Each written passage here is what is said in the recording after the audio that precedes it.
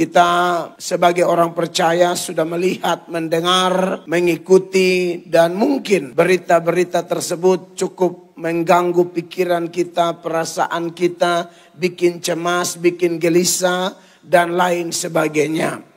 Pemerintah sudah melakukan bagian mereka, TNI, Polri sudah melakukan bagian mereka, tetapi ada hal yang paling penting, yaitu kita datang kepada Tuhan Allah pencipta langit dan bumi, Allah yang besar, Allah yang ajaib, di mana firman Allah berkata bahwa hati raja itu seperti batang air di tangan Tuhan yang Tuhan alirkan kemanapun Tuhan kehendaki. Maka kita percaya hati pemerintah, baik eksekutifnya, yudikatifnya, legislatifnya, maupun TNI Polri-nya, hati masyarakat, siapapun dia ada di tangan Tuhan.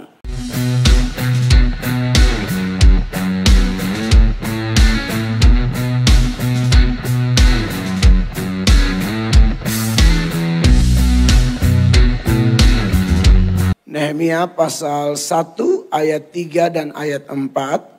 Mari kita perhatikan ayat ini, kita baca sama-sama. 1, 2, 3.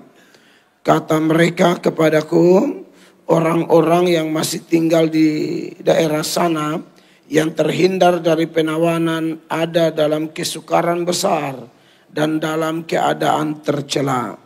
Tembok Yerusalem telah terbongkar dan pintu-pintu gerbangnya telah terbakar. Ayat 4.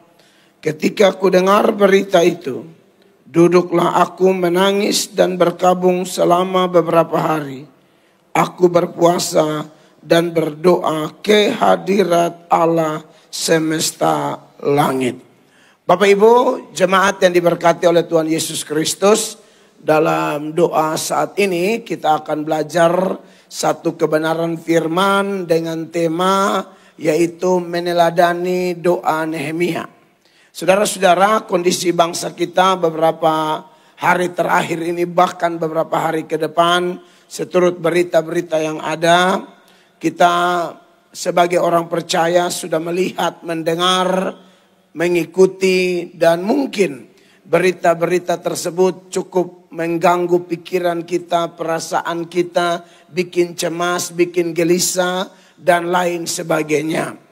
Pemerintah sudah melakukan bagian mereka, TNI, Polri sudah melakukan bagian mereka, tetapi ada hal yang paling penting, yaitu kita datang kepada Tuhan Allah pencipta langit dan bumi, Allah yang besar, Allah yang ajaib, di mana firman Allah berkata bahwa hati raja itu seperti batang air di tangan Tuhan yang Tuhan alirkan kemanapun Tuhan kehendaki. Maka kita percaya hati pemerintah, baik eksekutifnya, yudikatifnya, legislatifnya, maupun TNI Polri-nya, hati masyarakat, siapapun dia ada di tangan Tuhan.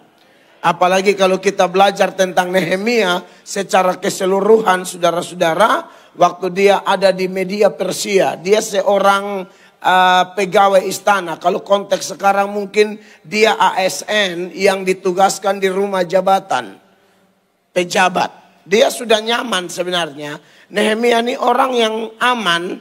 Dia di daerah lain, di kota lain, di suasana kerja yang enak, makan minum cukup, fasilitas semua menunjang. Ya, dia dekat dengan orang nomor 1 penguasa pada waktu itu. Tetapi hati Nehemia ini luar biasa. Dia tetap mempunyai kepedulian terhadap negerinya, yang dalam ayat-ayat tadi kita baca, dia mendengar kabar bahwa orang-orang di Yerusalem sedang mengalami keterpurukan, tercela, tembok-tembok Yerusalem runtuh dan lain sebagainya. Kalau diseberangkan dalam konteks sekarang, kita lihat pembakaran di mana-mana, ya, penjarahan di mana-mana. Tentu sebagai orang percaya, saya percaya roh yang memimpin Nehemia, roh yang sama yang memimpin kita. Amin. Roh yang memimpin Nehemia sehingga punya perhatian, punya kepedulian, punya hati bagi bangsanya. Maka roh yang sama juga yang bekerja dalam diri setiap orang percaya sampai hari ini. Sehingga kita juga dididik untuk di dalam segala hal, termasuk doa kita, kita juga melihat kepentingan orang lain. Kita melihat kepentingan bangsa. Ini juga Tuhan pernah serukan di zaman Nehemia, dalam zaman Yeremia maksud saya, sebagai pembanding saja. Di Yeremia pasal 29 ayatnya yang ke-7. Coba kita lihat Yeremia 29 ayat 7. Usahakanlah kesejahteraan kota kemana kamu aku buang. Dan berdoalah untuk kota itu kepada Tuhan, sebab kesejahteraannya adalah kesejahteraanmu. Iya. Jadi ini waktu bangsa Yehuda dibuang ke Babel selama 70 tahun. Ya. Mereka pikir pembuangannya singkat. Tahu-tahu Yeremia datang menyuarakan, tidak, kalian harus bikin kebun di situ, berumah tangga di situ, berkeluarga di situ. Karena visi Tuhan jelas, pembuangan ini 70 tahun. Dan nanti di ayat 11 dari Yeremia pasal 29 tadi, sebagai data pembanding di ayat 11-nya dia bilang, Tuhan itu merancangkan rancangan damai sejahtera, saudara. Coba kita baca, 1, 2, 3. Sebab aku ini mengetahui rancangan-rancangan apa yang ada padaku mengenai kamu. Demikianlah firman Tuhan, yaitu rancangan damai sejahtera dan bukan rancangan kecelakaan, untuk memberikan kepadamu hari depan yang penuh harapan. Jadi saudara yang biasa kutip ayat ini, saudara harus tahu latar belakang ayat ini. Mereka sedang dibuang. Di daerah pembuangan, datanglah berita, aku merancangkan damai sejahtera. Ini seperti tidak nyambung begitu. Lagi kacau begini, lagi dibuang begini, kok damai sejahtera? Damai sejahteranya di mana? Itu yang Yesaya bilang, jalan Tuhan dan jalan kita tuh beda. Rancangan Tuhan dan rancangan kita tuh beda. Seperti langit dan bumi. Makanya apa yang menurut kita? Wah, Indonesia lagi kacau nih. Wah, lagi pembakaran nih. Wah, lagi penjarahan bla bla di mana-mana. Tunggu dulu. Kita punya Allah, sang sutradara agung, yang selalu punya skenario terbaik bagi setiap orang percaya. Tuhan, sudut pandang orang percaya itu adalah sudut pandang yang harus sesuai firman Allah. Sebisa mungkin sudut pandang orang percaya adalah sudut pandang Tuhan yang Tuhan titipkan kepada kita. Sebab memang kalau kita pakai sudut pandang kita ini kan sering salah ya. Saya sebagai pembanding yang lain lagi. Kadang-kadang ada orang-orang yang seperti kita-kita nih. Bangun pagi-pagi cari Tuhan, cari hadirat Tuhan. Melakukan tugas kita, pelayanan kita dengan baik. Tetapi kita bandingkan hidup kita misalnya dengan orang lain. Yang tidak doa pagi, yang tidak ibadah, yang tidak mengorbankan waktunya. Yang tidak menyisihkan waktu terbaik bagi Allah. Kok ekonomi mereka lebih bagus, kesehatan mereka lebih bagus. Mereka lebih mengalami pencapaian lahiriah yang tambah hari tambah meningkat. Itu bisa kecewa loh. Kenapa? Karena kita melihat dengan sudut pandang kita. Saya bandingkan dengan beberapa data, misalnya nih, Mazmur pasal 73 ayat 1. Ini Mazmurnya Asaf. Asaf itu tim praise and worship-nya Daud. Kalau saudara tim praise and worship pelayan di Gosen, mungkin jauh lebih enak kali dari Asaf waktu itu. Karena di Asaf, saudara-saudara, mereka melayani, tapi mereka lihat kok saya dapat masalah terus. Sedangkan yang fasik-fasik itu mujur banget. Perhatikan ayat ini. Mazmur Asaf, sesungguhnya Allah itu baik bagi mereka yang tulus hatinya, bagi mereka yang bersih hatinya.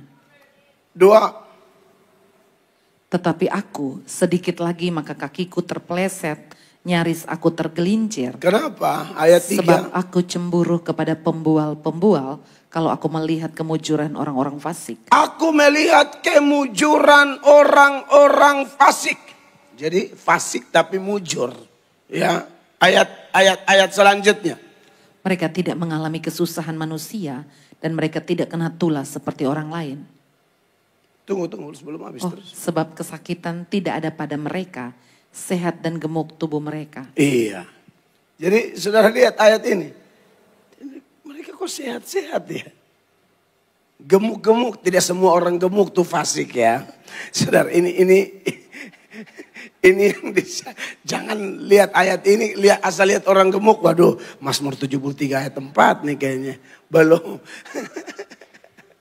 Pendeta juga ada yang gemuk, itu tinggal keselamatan masing-masing lah ya, kurangi karbo. Saya belajar dari Bapak Gembala. Bapak Gembala sini kurangi karbo, turun 12 kilo. Waduh, keren itu. Ya. Nah, saudara-saudara, jadi mereka melihat ini dan kecewa luar biasa. Dan orang-orang ini nanti tambah kaya. Sedangkan si pemazmur ini merasa bahwa kok saya begini-begini terus, langsung ke ayat 12. Supaya jangan panjang. Sesungguhnya itulah orang-orang fasik. Mereka menambah harta benda dan senang selamanya. Sedangkan dia 13. Sia-sia sama sekali aku mempertahankan hati yang bersih dan membasuh tanganku tanda tak bersalah. Sedangkan 14. Namun sepanjang hari aku kena tulah dan kena hukum setiap pagi. Iya, jadi dia rasa kecewa luar biasa. Tetapi akhirnya ketika dia masuk ke hadirat Allah, nah di situ Tuhan berkuasa atas dia. Sehingga sudut pandangnya menjadi berbeda. Coba kita lihat di ayat 17. Sama-sama baca ayat 17. 1, 2, 17. 1, 2, 3. Sampai aku masuk ke dalam tempat kudus Allah dan memperhatikan kesudahan mereka. Bagaimana kesudahan mereka? Ayat 18. Sesungguhnya di tempat-tempat licin kau taruh mereka, kau jatuhkan mereka sehingga hancur. Nah ini dia. Kalau dengan sudut pandang kita seperti Asaf melihat dengan sudut pandang dia. Padahal dia seorang pelayan Tuhan yang notabene selalu ada di daerah lingkungan pelayanan. Tapi sudut pandangnya salah. Makanya kita yang biasa berdoa pagi ini dari data-data ini. Kalau kita masuk ke hadirat Allah. Merendahkan diri di hadirat Allah. Memuji menyembah dia. Bermazmur bagi dia. Harusnya sudut pandang kita, pola pikir kita, sikap hati kita beda. Apa yang menurut orang bencana, kita selalu melihat di balik ini bisa ada mujizat, di balik ini bisa ada kemuliaan, di balik ini Tuhan bisa menyatakan kehebatannya. Amin, saudara-saudara.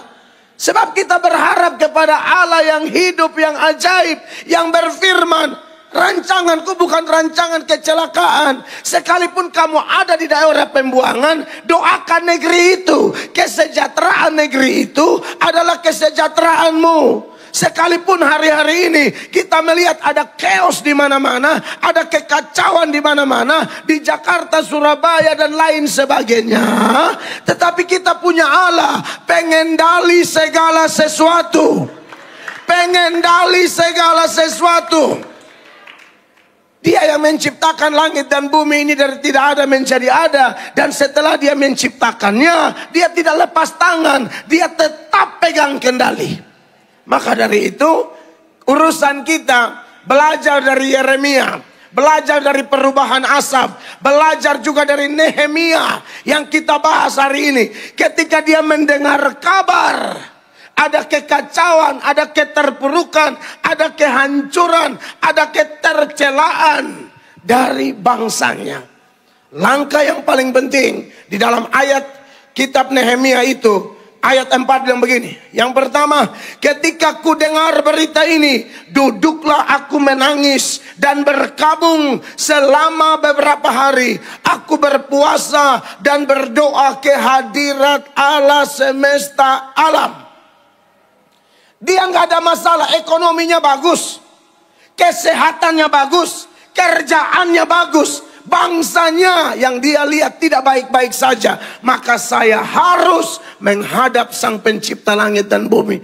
Aku korbankan kenyamananku seperti kita orang lain lagi tidur. Kita korbankan zona nyaman kita ada di hadirat Allah. Bukan sekedar membawa beban pribadi kita, tapi kita mau bawa beban bangsa ini. Amin.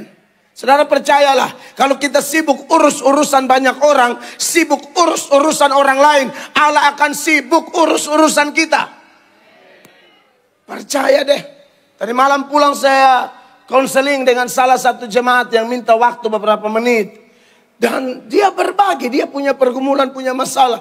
Tapi dalam doa itu Roh Kudus bekerja buat dia. Lalu Roh Kudus gerakan dia, doakan orang lain, doakan orang lain. Sebenarnya itu keren. Bagus. Jangan terlalu menangisi diri. Jangan terlalu mengasihani diri. Seolah-olah kita sendiri yang punya pergumulan. Tenang, Allah kita tuh hebat. Bawa ke kakinya pergumulan orang lain juga. Amin. Makanya dalam doa yang Tuhan Yesus ajarkan itu namanya doa Bapa Kami. Dan dalam doa itu ada sejumlah prinsip-prinsip berdoa yang luar biasa. Doa itu namanya doa Bapa Kami. Bukan bapamu atau bapakku atau bapak dia. Kenapa Bapa Kami? Karena Dia Allah semua orang. Amin. Kita bisa masuk ke kamar doa, mengunci kamar dan berdoa dengan Bapa. Tapi kita tidak boleh mengunci Bapa bagi diri kita sendiri. Dia Allah bangsa-bangsa. Makanya menarik sekali Nehemia datang lalu membawa doanya. Lalu teladan apa yang kita lihat dari doa Nehemia? Yang pertama ya, teladan doa Nehemia. Ayatnya yang kelima, perhatikan ayat 5. Kataku, ya Tuhan Allah semesta langit, Allah yang maha besar dan dahsyat, yang berpegang pada perjanjian dan kasih setianya terhadap orang yang kasih kepadanya dan tetap mengikuti perintah-perintahnya. Iya. Dari ayat ini kita dapati teladan berdoa yang baik. Ya, doa menurut teladan Nehemia di tengah-tengah kesulitan bangsanya yang sedang mengalami keterpurukan mirip seperti Indonesia hari ini. Doa Nehemia adalah dia lebih mengutamakan kemahakuasaan Allah daripada masalah yang dia lihat. Amin. Ini doa yang luar biasa. Dia lebih membesar-besarkan kemahakuasaan Allah daripada membesar-besarkan masalah. Itu doa yang menguatkan iman. Makanya di ayat ini dia berkata, ya Tuhan Allah semesta langit, Allah yang maha besar dan dahsyat, yang berpegang pada perjanjian dan seterusnya. Dia lebih membesarkan kedahsyatan Allah. Allah yang maha besar, Allah semesta langit. Dia mau kasih tahu, langit dan bumi ini ada karena kuasamu. Engkau hebat, engkau dahsyat. Lebih dahsyat dari kehancuran Yerusalem. Amin, kekasih Allah. Kita punya Allah yang membelah lautan. Kita punya Allah yang bisa bikin tiang awan, tiang api, turunkan roti dari sorga. Rubah itu 5 roti dan 2 ikan, kasih makan 5.000 laki-laki. Belum tercatat perempuan dan anak-anak. Sampai hari ini Yesus yang kita sembah hidup, berkuasa, tidak berubah. Dahulu, sekarang, sampai selama-lamanya. Mujizat masih ada. Oh, mujizat masih ada. Saudara-saudara, makanya kalau kita berdoa, kata-kata doa kita itu harus membangun iman. Yaitu apa? Membesar-besarkan Tuhan. Termaksud nyanyian-nyanyian kita. Makanya saya kalau dalam doa pagi kami, itu lagu tuh hampir semua lagu pengagungan. Sebab kau besar, perbuatanmu ajaib. How great is our God. Besarkan dia, besarkan dia, besarkan dia. Ku kagum, hormat akan engkau. Kadang-kadang lagu-lagu rohani ada juga yang melo. Iya, kayak mengasihani diri gitu loh. Bukan tidak boleh loh ya, bukan tidak boleh. Tapi itu harus belakangan. Penempatan lagu juga harus belakangan. Kayak doa Bapa Kami itu. Dimulai dengan kepentingan Tuhan. Bapa Kami yang di sorga, dikuduskanlah namamu. Datanglah kerajaanmu. Jadilah kehendakmu. Anda lihat tuh doa yang benar begitu. Dimulai dengan apa? Membesarkan dia. Mu. Setelah itu baru berikanlah kami. Nah, kami belakangan. Jangan masuk-masuk langsung nangis. Kami utang. Tunggu dulu. Nyantai dulu. Betul dia dengar kabar Yerusalem hancur. Tapi waktu berdoa, engkau Allah semesta langit. Gitu doa. Belajar membesar-besarkan Allah. Kalau kita kebanyakan membesar-besarkan masalah, baik masalah ekonomi, kesehatan, rumah tangga, dan lain sebagainya. Bahkan kata-kata doa itu sudah melemahkan kita. Suamiku gila Tuhan. Ya iya, Tuhan juga tahu. Aku dikejar-kejar kooperasi harian. Iya tahu. Itu nanti belakangan. Supaya iman kita tuh kuat. Amin. Kita punya Allah yang wakbar. Allah yang maha besar. Teladani Nehemia. Amin, dikasih Tuhan. Lalu hal yang kedua, di ayatnya yang ke-6, saudara lihat, perhatikan. Berilah telingamu dan bukalah matamu dan dengarkanlah doa hambamu yang sekarang kupanjatkan kehadiratmu siang dan malam bagi orang Israel, hamba-hambamu itu, dengan mengaku segala dosa yang kami orang Israel telah lakukan terhadapmu. Juga aku dan kaum keluargaku telah berbuat dosa. Teladan yang kedua, doa Nehemia adalah doa yang tidak jemu-jemu. Ini ayat berkata, berilah telingamu dan bukalah matamu dan dengarkanlah doa hambamu yang sekarang kupanjatkan kehadiratmu siang dan malam. Jadi tidak ada jemu-jemu. Terus menerus dia menaikkan doa. Doa ini harus jadi gaya hidup kita, Bapak Ibu terkasih. Saya dan istri selalu berdoa. Kalau di sinode kami, itu pendeta wajib 1 hari berdoa 1 jam. Ya, baca Alkitab dalam 1 tahun harus selesai. Kejadian sampai Wahyu. Jemaat 1 hari 30 menit berdoa. Baca Alkitab 2 tahun sekali. Tapi saya rasa saya harus lebih dari itu. Makanya saya khususkan waktu tiap hari itu 3 jam dengan Tuhan. Sinode kami hanya minta kalau bisa 1 tahun 1 kali. Saya sudah mau 5 kali baca Alkitab selesai tahun ini. Karena saya percaya bahwa hanya dengan itu kita bisa semakin kuat. Tapi Ibu tahu itu yang membuat batin kita tambah teguh. Rumus kekristenan itu, ya, rumus Kristen tentang kehidupan kita sebagai manusia. Lahiriah kita itu semakin merosot. Batin kita yang harus semakin meningkat. Itu rumus. Jangan kebalik.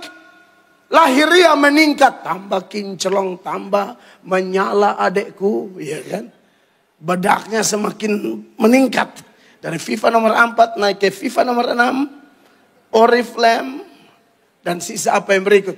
Bukan gak boleh. Tapi kalau lahiriah meningkat, jam doa berantakan. Ada yang salah dengan Anda. Kok bisa lahiriahmu itu kebalik rumusnya. Kita bukan anti berkat. Siapa sih, kita juga butuh berkat. Tapi bukan itu, percayalah. Mau diberkati macam apapun, kita kan menurun menuju kubur. Amin. Kita menuju lubang kubur ini. Itu lahiriah kita. Tapi batin kita menuju sorga. Kan tubuh kembali ke tanah, roh kembali ke pencipta. Jadi yang harus tambah dewasa, tambah bertumbuh, tambah kuat adalah roh kita, batin kita. Maka gaya hidup berdoa tidak jemu-jemu adalah salah satu cara yang Tuhan berikan supaya batin kita meningkat. Sehingga ada masalah apapun tidak gampang tawar hati. 2 Korintus 4 ayat 16. 2 Korintus 4 ayat 16. Perhatikan ayat ini. Sebab itu kami tidak tawar hati. Tetapi meskipun manusia lahiriah kami semakin merosot. Meskipun manusia lahiriah kami semakin merosot. Yang omong ini siapa? Rasul. Rasul siapa? Paulus. Yang dipenuhi Roh Kudus. Dipakai Tuhan dengan mujizat-mujizat luar biasa. Tidak ada pendeta di Indonesia yang dapat menyaingi kualitas pelayanan Paulus. Gak dapat. Tapi itu pun Paulus bilang apa? Aku merosot. Ya iya, normalnya begitu, alamiahnya begitu. Tidak ada orang tambah tua tambah cantik, nggak ada. Tidak ada orang tambah tua tambah tampan, nggak ada. Tidak ada tambah tua tambah kuat, lari maraton.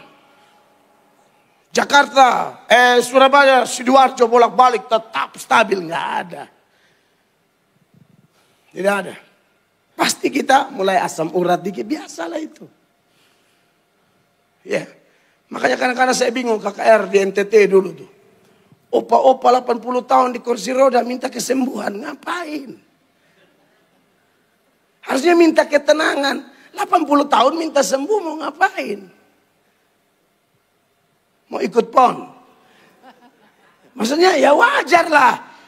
Ishak tambah tua buta. Ya alamiah. Itu bapak-bapak iman itu. Yang namanya tambah tua.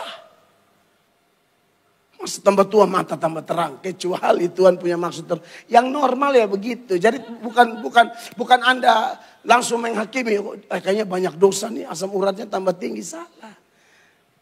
Makanmu kurang hati-hati. Banyak jeroan.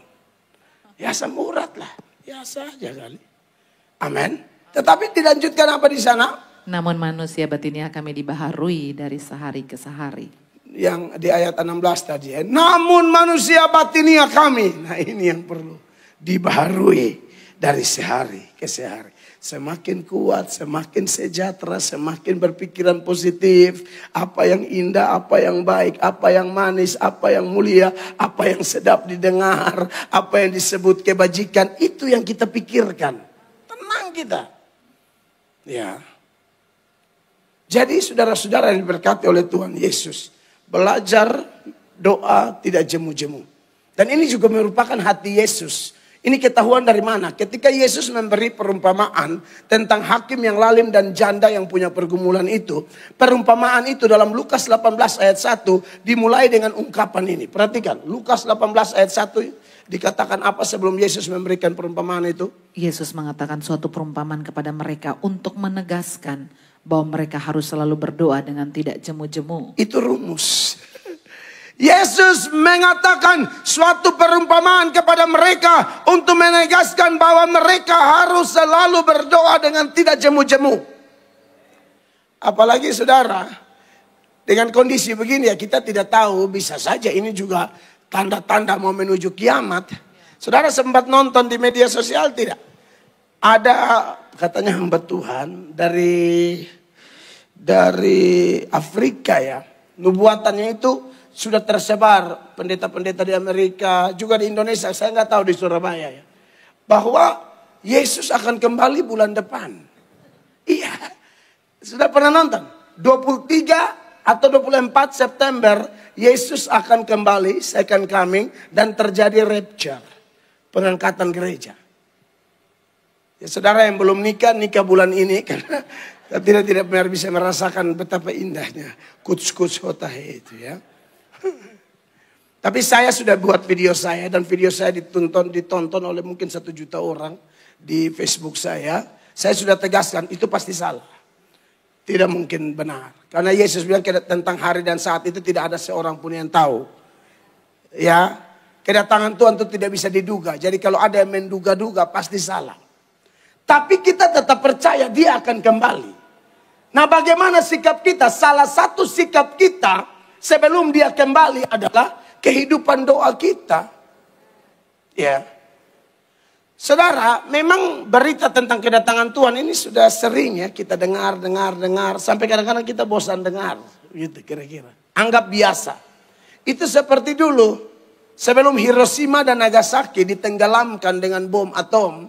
Ternyata pesawat yang melepaskan bom itu, pesawat jenis itu sudah biasa terbang di langit Hiroshima dan Nagasaki. Itu sudah biasa. Karena sudah biasa mereka tidak berjaga-jaga dan tidak menyadari bahwa pesawat yang mereka anggap lalu lalang secara biasa di atas langit Hiroshima dan Nagasaki itu semua pesawat sama. Tidak. Salah satu pesawat bawa bom. Nggak sama. Maka meledaklah. Makanya dalam Lukas 21 mulai ayat 34. Lukas 21 ayat 34 dikatakan demikian. Jagalah dirimu supaya hatimu jangan syarat oleh pesta pora dan kemabukan serta kepentingan-kepentingan duniawi, dan supaya hari Tuhan jangan datang dengan tiba-tiba jatuh ke atas dirimu seperti suatu jerat. 35.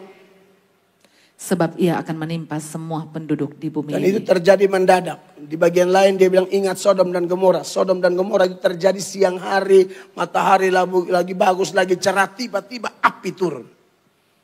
Nah kalau model begini. Maka gaya hidup suka berdoa itu menjadi gaya hidup terbaik. 36 sama-sama baca. 1, 2, 3. Berjaga-jagalah senantiasa sambil berdoa. Supaya apa? Kamu beroleh kekuatan untuk luput dari semua yang akan terjadi itu. Dan supaya kamu tahan berdiri di hadapan anak manusia. Jadi sudah benar ini keputusan kita untuk berdoa. Luar biasa. Gereja ini Tuhan dirikan melalui hamba-hambanya menjadi rumahnya, menjadi rumah doa dengan leluasa, dengan fasilitas yang Tuhan siapkan. Harus dipakai baik-baik untuk datang ke hadirat Tuhan. Diberkatilah jemaat Tuhan. Tingkatkan, percaya tidak ada kata sia-sia dalam urusan berdoa. Amin. Yang berikut, apa doa Nehemia? Di ayat 6 tadi, doa Nehemia adalah doa yang disertai dengan pengakuan dosa. Makanya di bagian B dari ayat 6 dikatakan, dengan mengaku segala dosa yang kami orang Israel telah lakukan terhadapmu, juga aku dan kaum keluargaku telah berbuat dosa. Ayat 7, kami telah sangat bersalah terhadapmu dan tidak mengikuti perintah-perintahmu, dan seterusnya. Ya saudara-saudara, doa Nehemia yang berikut memang harus ada pemberesan dosa. Yesaya 59 ayat 1 dan 2 mengatakan, bukan tangan Tuhan kurang panjang untuk menolong, bukan telinga Tuhan kurang tajam untuk mendengar, tetapi yang menjadi pemisah sehingga Allah bersembunyi dan tidak mendengarkan doa-doamu adalah dosa-dosamu. Jadi kalau ada dosa apapun di pikiran, perkataan, perbuatan, salah sama istri, salah sama suami, salah sama orang tua, salah sama ipar mertua, siapapun, minta maaf, bersihkan semua itu di hadapan Allah, supaya jangan ada penghalang kita menerima mujizat, pertolongan, keajaiban, jawaban-jawaban dari pihak Allah. Amin. Dan yang terakhir, ya, teladan doa Nehemia adalah dia doa dengan mengklaim firman Allah. Ini kelihatan di ayat 8. Perhatikan. Ingatlah akan firman yang kau pesan kepada Musa hambamu itu, yakni bila kamu berubah setia, kamu akan kucerai beraikan di antara bangsa-bangsa. Iya. Dia dalam doanya dia bilang sama Tuhan, ingatlah akan firman yang kau pesan. Jadi boleh, ternyata doa mesti klaim firman. Dan Nehemia memang hafal firman. Jangan saudara klaim firman Tuhan, pokoknya ada di Alkitab. Di mana? Makanya hafal ayat dikit kalau mau klaim. Ini enggak hal, pokoknya adalah Tuhan. Enggak tahulah di mana, pokoknya Tuhan cari sendiri. Kau yang klaim kok. Kau harus bilang. Makanya doa saya kalau doa boleh klaim firman Tuhan. Aku percaya 1 Korintus 10 ayat 13. Pencobaan-pencobaan yang aku alami adalah pencobaan-pencobaan biasa. Yang tidak melebihi kekuatanku. Engkau berjanji, engkau setia. Engkau akan beri jalan keluar. Sehingga aku sanggup menanggungnya. Keren, doa jelas. Kau yang berjanji Bapa, kalau aku cari dahulu kerajaan Allah dan kebenarannya, maka semua dicukupkan. Itu ada ayatnya. Hamba percaya engkau turut bekerja dalam segala sesuatu untuk mendatangkan kebaikan. Boleh klaim. Makanya kenapa baca Alkitab dan doa itu paket lengkap. Nehemia pasti orang yang dikuasai firman. Makanya doa dia bilang, ingat firmanmu. Boleh. Tuhan tertarik dengan anak-anak yang suka mengklaim janji-janji Allah. Mengklaim firman Tuhan. Tidak masalah. Dan nanti kalau Anda baca terus, akhirnya apa? Semua yang Nehemia doakan dikabulkan. Kenapa? Karena Nehemia bukan hanya berdoa, tapi dia bekerja. Haleluya. Itu teladan terakhir. Harus ada doa dan kerja. Kerja dan doa. Ora et labora. Doakan apa yang kita kerjakan. Kerjakan apa yang kita doakan. Kalau kita lakukan itu dengan sungguh-sungguh, Tuhan akan bantu kita dan kita berhasil. Beri tepuk tangan yang meriah bagi Tuhan Yesus. Saya selesai, Tuhan dimuliakan. Mari kita berdiri bersama-sama.